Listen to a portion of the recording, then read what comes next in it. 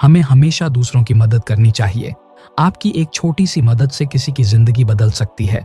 इस कहानी एक बूढ़ी माँ में भी कुछ ऐसा ही होता है। दोस्तों, स्वागत है आपका हमारे चैनल में। आज हम आपके लिए लेकर आए हैं एक दिल छू जाने वाली कहानी, एक बूढ़ी माँ। तो चलिए वीडियो शुरू करते हैं।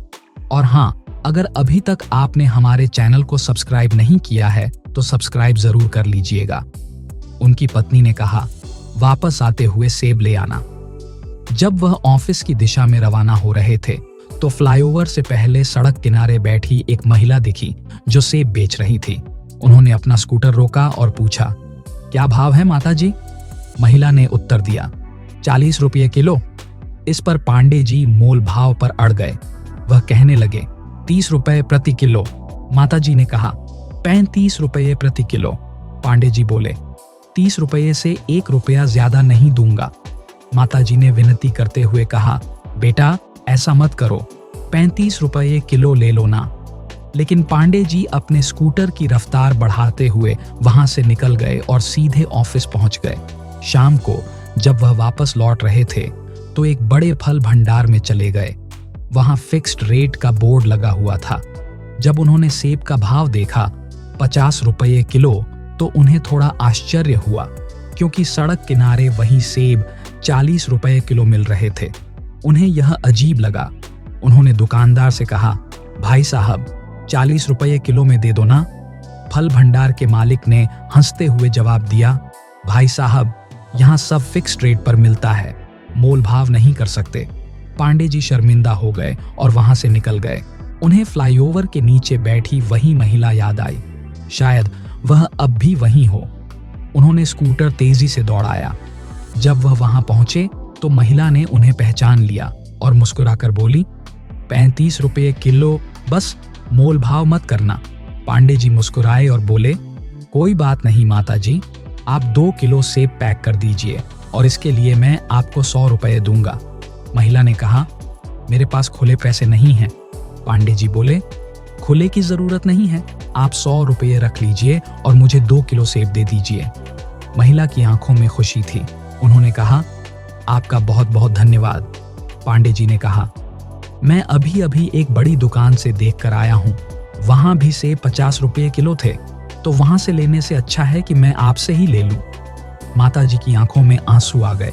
उन्होंने कहा, बेटा मैं कैसे बताऊं, हमारी स्थिति इतनी कठिन हो गई है कि सड़क किनारे फल बेचने को मजबूर हूं। मेरे पति की मृत्यु हो गई थी, वे बीमार थे, कर्जा भी बढ़ गया, हम सबसे सहारा मांगते रहे। अब इसी कष्ट से बाहर निकलने के लिए मुझे सड़क किनारे फल बेचने पड़ रहे हैं। आशा रहती है कि कोई खरीद लेगा, पर कोई खरीदता ही नहीं। पांडे जी ने गंभीर स्वर में कहा, इस तरह की बातें मत करो माता जी, मैं कल सुबह फिर आऊंगा, कुछ और पैसे लेकर तुम्हारे पास आऊंगा। घर पहुंचकर पांडे जी ने अपनी पत्नी को 2 किलो सेब दिए और कहा, मुझे 500 रुपये का एक नोट ला कर दो, कल किसी की मदद करनी है। मैडम ने पूछा, क्या हुआ? पांडे जी ने उन्हें पूरी कहानी सुनाई और कहा, हम पता नहीं क्यों मोल भाव करते हैं।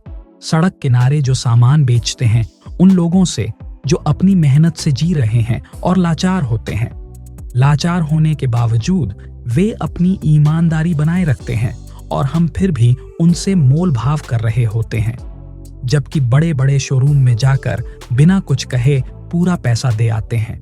ये अगले दिन पांडे जी माता जी के पास पहुंचे, 500 रुपये का नोट दिया और बोले, माता जी अब आप कर्ज चुकाना शुरू कीजिए, मंडी से और फल लाइए। माता जी आश्चर्य में पड़ गईं। उन्होंने कहा, बेटा तुम्हारे 500 रुपये का कर्ज मैं कैसे चुकाऊंगी? पांडे जी ने मुस्कुराकर कहा, चिंता मत करो, मैं आपसे फल खरीदता रहूंगा। ऑफिस में जाकर पांडे जी ने अपने साथियों को यह कहानी सुनाई। उन्होंने भी इस माता जी से फल खरीदने का निर्णय लिया। सभी साथियों ने मिलकर पैसे इकट्ठा किए और एक ठेला गाड़ी खरीदकर माता जी को दे दी। अब माता जी का धंधा धीरे धीरे अच्छा चलने लगा। दोस्तों, हमें हमेशा दूसरों की मदद करनी चाहिए। आपकी एक छोटी सी मदद किसी की जिंदगी बदल सकती है। आप दूसरों की मदद करते रहिए, भगवान आपकी मदद करेगा। और हाँ, मोल भाव करना बंद कीजिए। अगर आपको हमारी एक बूढ़ी माँ कहानी अच्छी लगी हो तो अपने दोस्तों के साथ जरूर शेयर कीजिए और कमेंट करके बताइए कि आपको यह कहानी कैसी लगी। साथ ही हमारे चैनल को सब्सक्राइब करना न भूलें। धन्यवाद।